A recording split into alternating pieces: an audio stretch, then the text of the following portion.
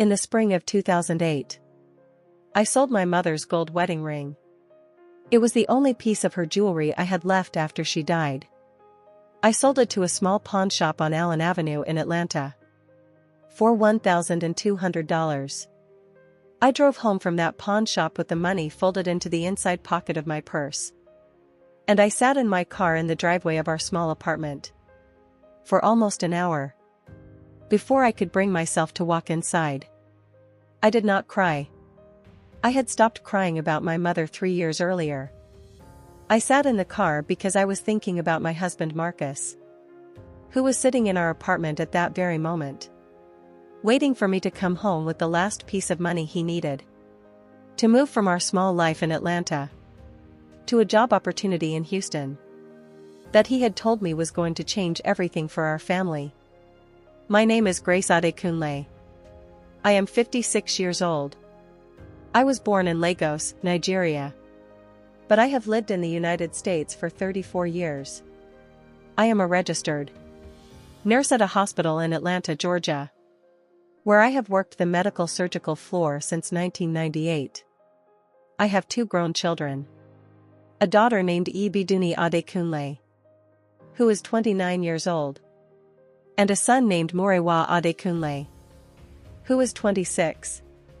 And in the year 2008, I sold every valuable thing I owned to help my husband Marcus Adekunle move to Houston, Texas, because he had been offered what he told me was a contracting job at an oil and gas company that would change our family's financial future forever. I did not know then what I know now. I did not know that the job offer was not real. I did not know that the apartment he rented in Houston was not for him. I did not know that the woman in the photographs he eventually sent me of his new neighborhood was not his coworker. I did not know that for 16 years. My husband would maintain 2 separate lives across 1,000 miles of American interstate, with 2 complete families who did not know about each other, supported by money that I had given him from the savings of a Nigerian American nurse who had spent her entire adult life working 12-hour shifts to provide for her family. What I am about to tell you is the story of how I discovered the truth. It is the story of the leather portfolio I found in the back of his closet in June of last year, 3 weeks after he stopped answering my phone calls. It is the story of a second family in Houston that I did not know existed. And it is the story of how the woman I thought was my ally turned out to be something I never could have imagined. There are 3 questions I want you to hold in your mind as I tell you this story. The first question is how a man can build 2 separate marriages in 2 separate states for 16 years without either wife discovering the other. The second question is how my husband Marcus, a man I had been married to for 22 years before he moved to Houston, became a man I no longer recognized after just a few months in another city. And the third question, the one that still keeps me awake at night, is whether the people we trust most in moments of crisis are always the people they appear to be. I am going to tell you everything. The wedding ring I sold to send him to Houston. The Sunday phone calls that gradually became weekday text messages. The Christmas in 2014, when he told me he could not come home because his job required him to work the holiday. The night in March of last year, when my daughter Ibidunni called me from her apartment in Charlotte and asked me to sit down before she said what she had to say. And I am going to tell you about the morning I drove from Atlanta to Houston in my Honda Accord, with a leather portfolio on the passenger seat, to confront a woman I had never met, who had been married to my husband for 15 years. What I did not know that morning was that I was driving toward the most sophisticated trap I had ever encountered in my life. I met Marcus Adekunle in the spring of 1985 at a Nigerian American community gathering in Brooklyn, New York. I was 22 years old. I had been in the United States for less than 2 years. I was working as a nursing assistant at a hospital in Queens. while studying for my nursing degree at a community college. Marcus was 25. He had been in America for 8 years. He was finishing his bachelor's degree in business administration at a college in New Jersey. He was tall and quiet. And he had a way of listening that made every woman at that community gathering wish she was the one he was listening to. He listened to me that night. He asked me about my mother in Lagos. He asked me about my plans for nursing school. He asked me what I missed most about Nigeria. We were married 18 months later, in a small Nigerian American church in Queens. I took his name and became Grace Adekunle. My mother flew from Lagos for the wedding. She told me Marcus was a good man. She told me she could see he loved me. She told me that life in America would be difficult, but that I had chosen a husband who would stand beside me through every difficulty. My mother died of complications from diabetes 9 years later, in 1995, in Lagos. I did not get to say goodbye to her in person. Marcus held me the night I got the phone call. He held me for 2 hours, while I cried in our small apartment in Atlanta, where we had moved when he got a job at a logistics company. He told me he loved me. He told me he would take care of me forever. He told me my mother had given me to him as a sacred trust, and he would honor that trust until the day he died. We had our daughter Ibiduni in 1997. We had our son Murewa in 2000. We built our life slowly. Marcus moved through different jobs in Atlanta, some better than others. I worked nights at the hospital, so I could be home with the children during the day. We saved money carefully. We sent money home to relatives in Lagos when we could. We attended a small Nigerian American church on the west side of Atlanta every Sunday for 22 years. Marcus was a deacon. I sang in the choir. The community knew us. The community trusted us. The community would tell me later, when everything came out, that they had not seen a single sign of what was actually happening inside my marriage. I had not seen a single sign either, until 2008. In the winter of 2007, Marcus came home from work one evening and told me he had been offered a contracting position at an oil and gas company in Houston, Texas. The contract would pay 3 times what he was currently earning. The contract would be for 2 years. He would need to live in Houston for those 2 years. He would come home to Atlanta once a month for long weekends. He would send most of the money back to me. At the end of the 2 years, he would have enough saved to buy us a real house in Atlanta and put both of our children through college without student loans. I was 42 years old that winter. I had been working 12-hour nursing shifts for 14 years. I was tired. The thought of 2 years of difficult separation, in exchange for the rest of our lives being financially secure, seemed like a reasonable trade. I agreed. We began preparing for his move. The move required money I did not have. The deposit on a furnished apartment in Houston. The flight. A car for him to drive while he was there. New work clothes for the corporate environment. I sold every valuable thing I owned. My mother's gold wedding ring, which I had kept in a small velvet box in my dresser drawer for 13 years. My own engagement ring, which Marcus told me he would replace with something better once the contract money started coming in. The small inheritance I had received from my mother. $3,000 from the savings account our children's school had been holding for their future textbooks. By the time Marcus boarded the plane to Houston in March of 2008, I had given him almost $17,000. He kissed me at the airport. He told me he loved me. He told me he would call me every single night. For the first 6 months, everything was exactly as Marcus had promised. He called every night. He sent money home every 2 weeks. He told me about his work at the company. He told me about his colleagues. He told me about the small furnished apartment near the medical district where he was staying. He sent me photographs of the apartment. He sent me photographs of his office building. He sent me photographs of restaurants he ate dinner at. He flew home to Atlanta once a month for long weekends. He attended church with me on those Sundays.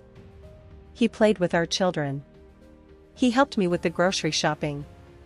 He was the same man I had married 22 years earlier. Then the calls began to change. Slowly at first. So slowly that I did not notice for many months. The nightly phone calls became phone calls every other night. The phone calls became shorter. He would tell me he was tired from a long day. He would tell me he needed to wake up early for an important meeting. He would tell me he loved me. And then hang up after 8 or 10 minutes. The monthly visits home to Atlanta became visits every 6 weeks. Then every 2 months. Then every 3 months. Each time he visited, he had a reason. The contract had been extended. The company needed him to stay longer. The bonus structure had changed. And he needed to maximize his hours in Houston to hit the financial target we had agreed on. I noticed the changes. Of course I noticed. But I had been raised in a Nigerian Christian home, where you did not question your husband when he was working hard to provide for the family. I had been raised to be patient. I had been raised to trust. I had been raised to focus on my own work and my own children. And not to interrogate my husband about every detail of his professional life. I told myself that 2 years of difficult separation was the price we were paying for the rest of our lives. I told myself that when Marcus came home permanently, we would have everything we had been working for. I told myself I needed to be a stronger wife. A more patient wife. A wife who could endure short-term sacrifice for long-term reward. I told myself these things every night. When I went to bed alone in our small apartment in Atlanta. I told myself these things for 16 years. The first crack appeared in December of 2014. Marcus had told me he could not come home for Christmas, because the oil and gas company needed him to work the holiday week. I was disappointed, but I understood. I attended Christmas service alone at our church. The choir sang. The pastor preached. The Nigerian American families I had known for 15 years gathered around me with kindness, because they assumed I was missing my husband during the holiday. I went home that evening to our apartment. I made dinner for myself and ate it alone. I called Marcus. He did not answer. I called him again 2 hours later. He did not answer. I sent him a text message wishing him a Merry Christmas. He responded 6 hours later, with a brief message saying he loved me and was sorry he could not be home. The next morning I called him again. He answered on the third ring. He sounded distracted. He told me a holiday party at the company had run later than expected the night before, and his phone had died. I believed him. I had no reason not to. But that night, after we ended the call, I sat at my kitchen table for almost an hour.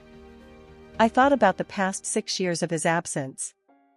I thought about how slowly the changes had happened.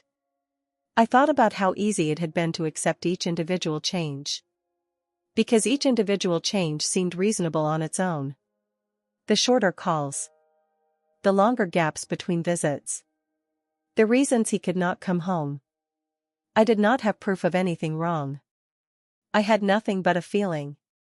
The feeling was small. The feeling was barely a feeling at all. The feeling was the kind of feeling a wife buries, because it would cost her too much to look at it directly. I buried the feeling. I went to bed. I worked my nursing shift the next morning. I did not mention the feeling to anyone. Over the next 9 years, between Christmas of 2014 and the autumn of 2023, the feeling came and went. Sometimes it was strong. Sometimes I forgot about it for months at a time. Marcus continued to send money home. Marcus continued to call when he remembered. Marcus continued to fly home for visits, though the visits became less frequent and shorter in length. Our children grew up. Biduni finished college and moved to Charlotte for a job in marketing. Murewa finished college and moved to Washington, D.C. for graduate school. The Atlanta apartment that had felt full when our children were young became quiet. I worked more nursing shifts because the quiet apartment was harder to come home to.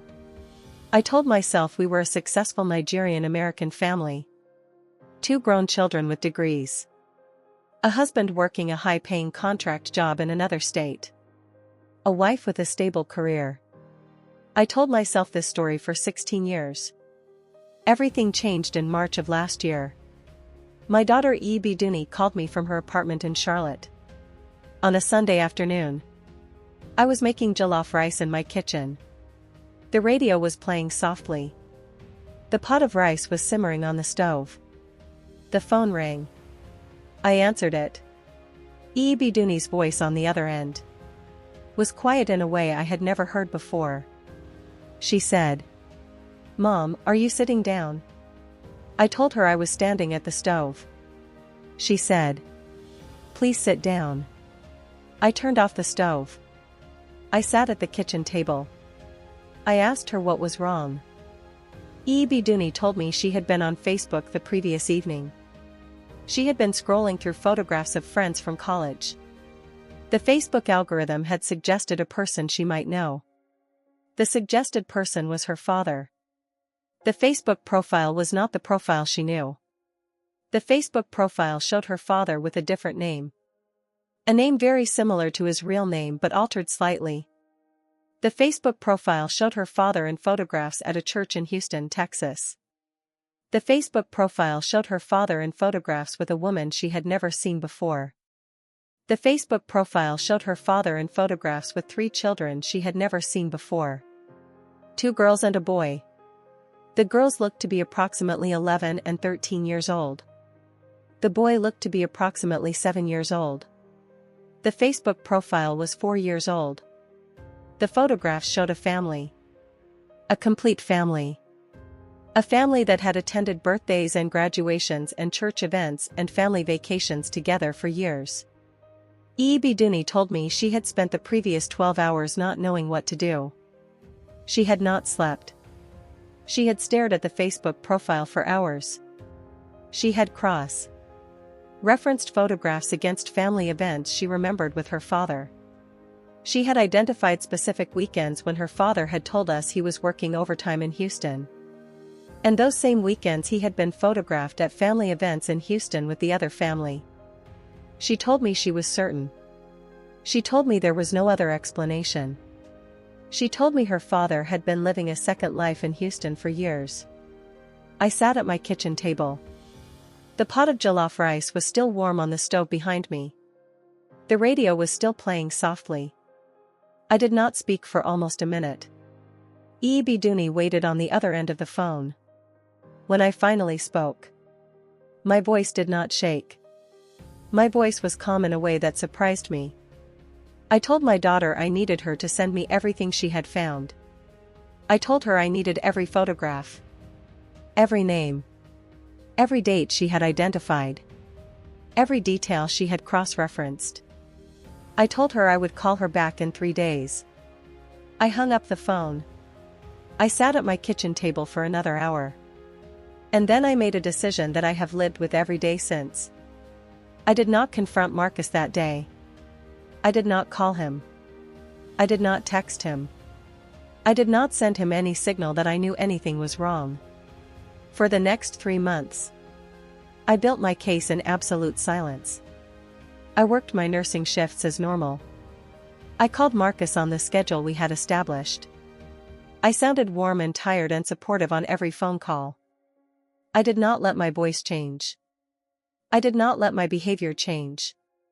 I had been a nurse for 27 years.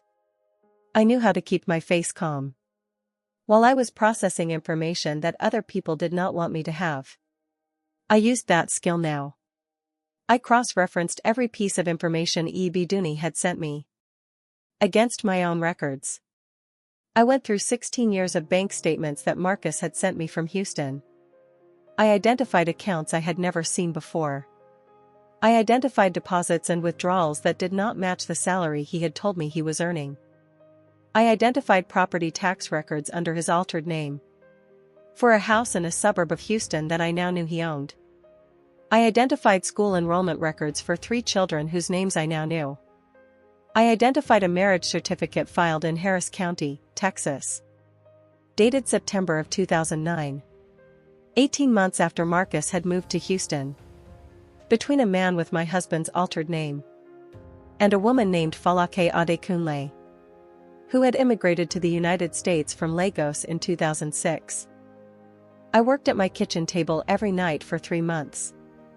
I built a leather portfolio of evidence, the way I had once organized patient charts at the hospital. Tabs for each category, dates in chronological order, notes in my own handwriting on every document, explaining its significance. By the end of June of last year, I had a complete picture of what Marcus had done. He had moved to Houston in 2008 with the money I had given him. He had never worked at an oil and gas company. He had used the money I had given him as the deposit on a small house in a Nigerian American neighborhood in Houston. He had begun attending a different Nigerian American church in Houston, where no one knew he was already married. He had met Falake Adekunle, a Nigerian widow with no children, at that church in early 2009. He had married her in September of that year, using an altered version of his name and false documentation that claimed he was unmarried. He had built a second life with her over the following 16 years. The money he had been sending home to me had not come from a contracting job. It had come from a small business he and Falake had started together, a money transfer service that catered to the Nigerian American community in Houston. The business had been moderately successful. He had taken a portion of the income from that business and sent it to me in Atlanta to maintain the illusion of his original life. On a Tuesday morning in July of last year, I packed an overnight bag. I packed the leather portfolio of evidence. I packed my mother's photograph that I had kept in a small frame on my dresser for 30 years. I put everything in my Honda Accord. I drove from Atlanta to Houston. The drive took 12 hours, with 2 stops for gas and food. I had not been to Texas in my entire life. I drove through cities I had only seen on maps. I drove through hours of highway that looked the same. I drove until the sun set and rose again. I arrived in Houston on Wednesday morning, at approximately 10 in the morning. I did not drive to my husband's second house. I had decided 3 weeks earlier that I would not confront him directly. I had decided I would speak to his second wife first. Falake Adekunle deserved to know what had happened to her life. She deserved to hear it from another woman. She did not deserve to hear it from the man who had built 16 years of lies around her. That was what I believed at the time. That was the version of the story I told myself. I had researched Falake's daily schedule from the Facebook posts Biduni had identified. I knew that on Wednesday mornings, Falake worked at the money transfer business with her husband, who she still believed was named Marcus Adekunle, the unaltered version of my husband's name. I knew that on Wednesday afternoons, Falake picked up her 2 daughters from their school at 3:15, and her son from his elementary school at 3:40. I drove to a small Nigerian American restaurant on a side street near her son's elementary school. I parked in the parking lot. I sat in my car. I waited. At 3:20 in the afternoon, I watched Falake drive past the restaurant on her way to her son's school. I recognized her immediately from the photographs. She was a woman about my age. She wore her hair in small careful braids. She drove a silver SUV. Her 2 daughters sat in the back seat in their school uniforms. They were laughing about something. They looked happy. They looked like ordinary American children, who had no idea what was happening behind the structures of their lives. 25 minutes later, Falake's silver SUV drove back past the restaurant. Now her son was in the back seat with the daughters. The boy was talking excitedly about something. Falake was laughing at whatever he was saying. I waited until her car had turned at the next intersection.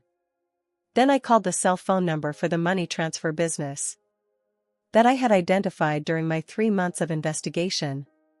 A woman answered the phone. The woman's voice was warm and professional. I asked to speak to Falake. The woman told me Falake had stepped out to pick up her children, but would be back in approximately 1 hour. I asked the woman if she could give Falake a message for me.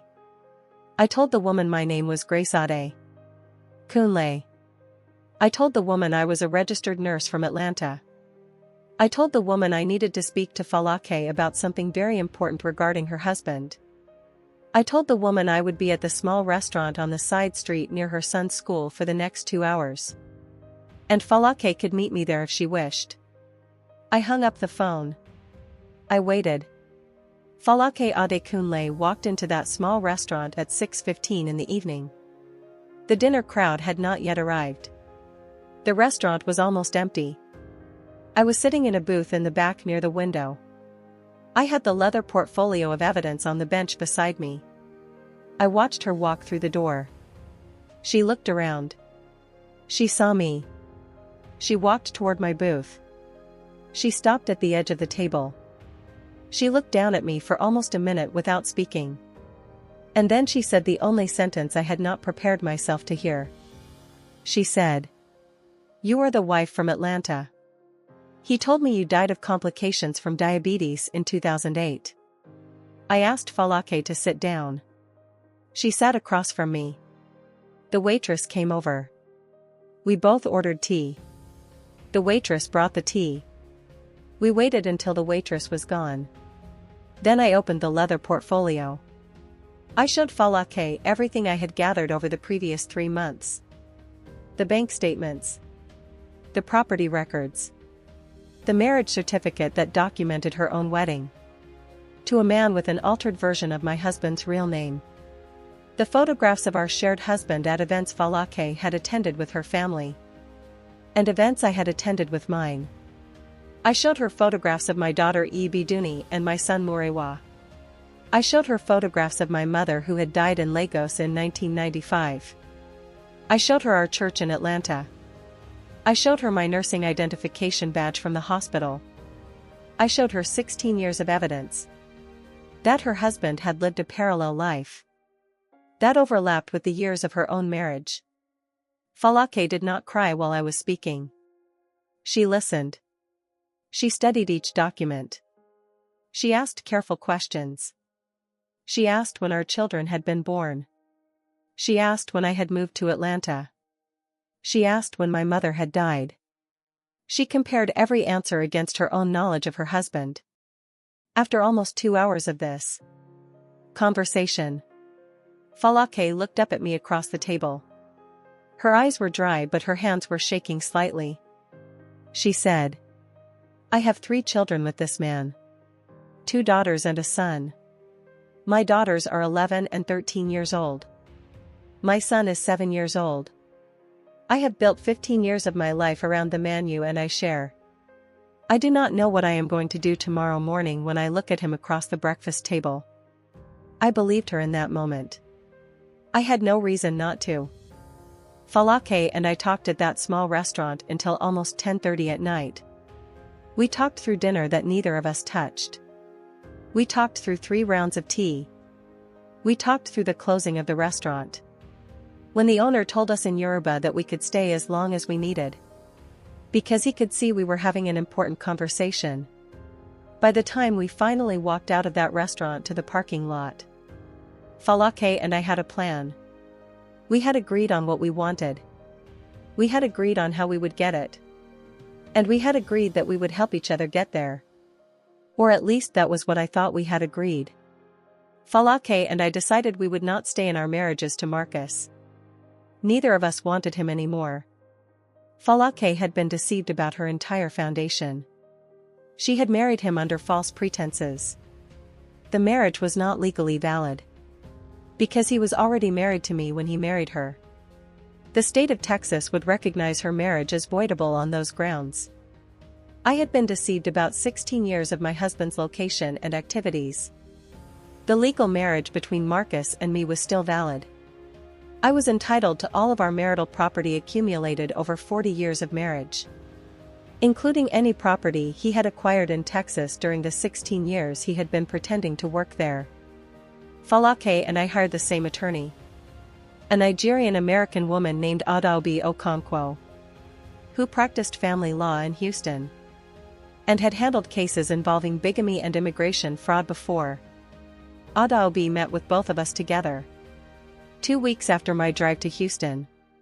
She reviewed every document in my leather portfolio. She took it all very seriously. She told us we had built one of the strongest documentation cases she had ever seen. She told us we were going to do this carefully and slowly. She told us we were going to make sure that when this ended, both of us would walk away with what we were entitled to. And Marcus would never deceive another woman the way he had deceived us. I trusted Adaobi. I trusted Falake. I trusted that the worst part of the story was behind me. For the next 4 months, Falake and I built our cases in silence. I returned to Atlanta. I continued my normal nursing schedule. I continued my normal phone calls with Marcus. I sounded the same on the phone. I did not change my behavior in any way that would alert him. Falake continued her normal life in Houston. She continued working at the money transfer business with him. She continued attending church with him on Sundays. She continued making dinner for him in the evenings. We were both the most patient women in the world for those 4 months. Or that was what I believed. On a Saturday morning in November of last year, Marcus flew home to Atlanta for what he believed was an ordinary weekend visit. I picked him up at the airport. I drove him to our apartment. I made him lunch. I let him take a nap. He slept for 2 hours on the couch in our living room, while I sat at the kitchen table and waited. When he woke up, I asked him to sit at the kitchen table. I asked him to listen to me for 30 minutes without speaking. He looked at me. He recognized something in my face that he had not seen before. He nodded. He sat down. He folded his hands on the table. I told Marcus I knew. I told him I knew about Falake. I told him I knew about their 3 children. I told him I knew about the house in the suburb. I told him I knew about the money transfer business. I told him I knew about every check he had written and every property he had purchased over the past 16 years. I told him I had met Falake. I told him Falake and I had hired the same attorney. I told him I had filed for divorce 4 days earlier in Atlanta, and Falake had filed to annul her marriage in Houston 3 days earlier. I told him that by the end of the following month, he would no longer be married to either of us, and he would be left with approximately 1/3 of the assets he had accumulated across both of our households over the past 16 years. Marcus sat at our kitchen table. He looked at his hands. He looked at the wedding band on his finger. He looked at me. He did not speak for almost 10 minutes. And then he said the only honest sentence he had spoken to me in 16 years. He said, "I am not the man you thought I was. I have never been the man you thought I was. I am sorry for what I have done to your life." I helped him pack a suitcase the following morning. I drove him to a hotel near the airport. I did not see him again until our court date 6 weeks later. I was divorced as of February of this year. The papers were finalized in a small courtroom in Atlanta on a Tuesday morning. Falake's marriage was annulled in January. Marcus lost the house in Houston in the property settlement. He lost his share of the money transfer business, which Falake now operates alone. He lost the apartment we had rented together in Atlanta for 22 years. He lost contact with both of his families. His Texas children have not spoken to him since the truth came out. Ibiduni and Murewa have not spoken to him either. He is, at 59 years old, alone for the first time in his adult life, working a low-paying job in a town in Oklahoma. where he moved after losing everything. For 3 months after the divorce was finalized, I believed the story was over. I believed Falake and I had walked away from Marcus together. As two women who had been deceived by the same man. I believed we had become allies. I believed the worst had ended. I believed the woman I had sat across from in that Nigerian American restaurant in Houston was a fellow survivor of the same betrayal I had survived. I was wrong. In May of this year, I received a phone call from my attorney Adaobi Okonkwo in Houston. She asked me to come down for a meeting she said could not be conducted over the phone. I drove to Houston the following weekend. I sat in her office. She closed the door. She sat across from me at her desk. There was an empty client chair beside me where Falake would have sat. Adaobi opened a manila folder on her desk. She told me she had been contacted 3 weeks earlier by another Nigerian American woman in Atlanta. The woman's name was Mrs. Adebayo. Mrs. Adebayo had recognized Falake from a photograph in the local newspaper coverage of our divorce case. Mrs. Adebayo had told Adaobi something I was not prepared to hear. Falake had been married twice before she met Marcus. Both previous marriages had ended after approximately 5 years. Both previous husbands were Nigerian American men with significant financial assets. Both previous husbands had transferred large portions of their savings to Falake during the marriage. Both previous husbands had been left financially ruined when the marriages ended. Mrs. Adebayo's brother had been Falake's second husband. He had lost everything he had built over 30 years of work in America. He had moved back to Lagos 7 years ago because he could no longer afford to live in the United States. Adaobi had investigated further before calling me. She had found court records from 3 different states. She had found a pattern that went back almost 20 years. Falake had been systematically targeting Nigerian American men with financial assets since she first arrived in the United States in 2006. She would meet them at Nigerian American churches. She would build relationships with them. She would marry them. She would gain access to their finances over a period of years. And she would leave them financially devastated when the marriages ended. Marcus was not the first man Falake had targeted. He was the third. And the entire story I had told myself about Falake being another victim of my husband was not true. Falake had identified Marcus as her next target at the Houston church in early 2009. She had encouraged the double life because it served her purposes. She had kept me alive in Atlanta as long as Marcus's money kept flowing. The moment I contacted her at the money transfer business, she had pivoted to her endgame, making me her ally. So we could both push Marcus to dissolve everything in her favor. Marcus lost his Houston house. Falake kept it. Marcus lost his share of the money transfer business. Falake kept it. Marcus lost his connection to his Texas children. Falake retained sole custody. The dissolution that I thought was justice for both of us had actually been the final stage of Falake's operation. I had helped Falake complete what she had been working on for 16 years. I drove home from Houston that evening with the manila folder Adaobi had given me on the passenger seat beside me. The drive took 12 hours. The same as the trip the previous summer. I did not stop to eat. I did not turn on the radio. I drove in silence the entire way back to Atlanta. I arrived at my apartment shortly after 9 in the evening. I changed out of my professional clothes. I made myself a cup of tea. I sat alone at my kitchen table. I looked at the photograph of my mother that I keep on the table beside me. I thought about the years I had given to my marriage. I thought about the woman I had trusted in the back booth of that Nigerian American restaurant in Houston the previous summer. I thought about how easily I had walked into her trap. Because I had needed an ally more than I had needed to question whether the alliance was real.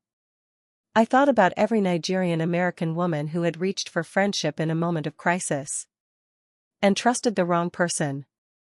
I thought about my mother in Lagos who would have warned me. I thought about how clearly I could see Falake now. And how completely invisible the pattern had been to me when I needed to see it most. I did not tell anyone what Adaobi had revealed to me. I did not tell my children. I did not tell my pastor. I did not contact the FBI. I did not warn the other Nigerian American men in Falake's church community in Houston. I made a decision that I have lived with every day. Since the meeting in Adaobi's office, I decided to walk away. To let Falake continue her pattern. To say nothing. Because what could I say? I had no legal proof of Falake's intent. I had only the testimony of one woman in Atlanta whose brother had been ruined. I had only the patterns Adaobi had identified across years. I had no way to prove what Falake had done was anything other than 3 unhappy marriages that had ended badly. I chose my silence as my final act of self-protection. If you are watching this, and you have ever met a person who seemed too perfect, too understanding, too aligned with exactly what you needed in a difficult moment, I want you to know that not every victim is what they appear to be. Sometimes the person who claims to have been deceived alongside you is the person who built the deception. Sometimes the alliance you trust most is the trap you do not see until it has already closed around you. The signs are there if you look. The patterns repeat. The names change but the structure does not. The person who arrives at exactly the right moment, with exactly the right understanding of your pain, is not always who they appear to be. Falake Adekunle is somewhere in Houston right now. She still attends her church. She still runs her money transfer business. She has new women in her social circle. Some of them have husbands. Some of those husbands have savings. The pattern continues. And I am the only person who knows what I cannot prove. What do you think you would have done if you had been me? Would you have stayed silent like I did?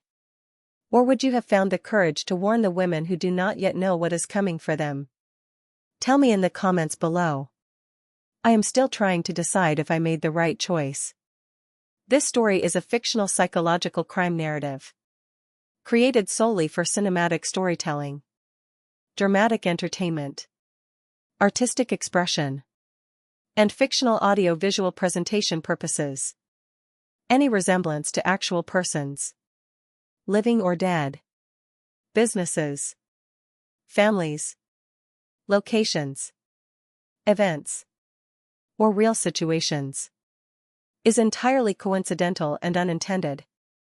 Names, characters, timelines, occupations, relationships, locations, dialogue, and identifying details have been fictionalized, generalized, modified, or altered for narrative purposes.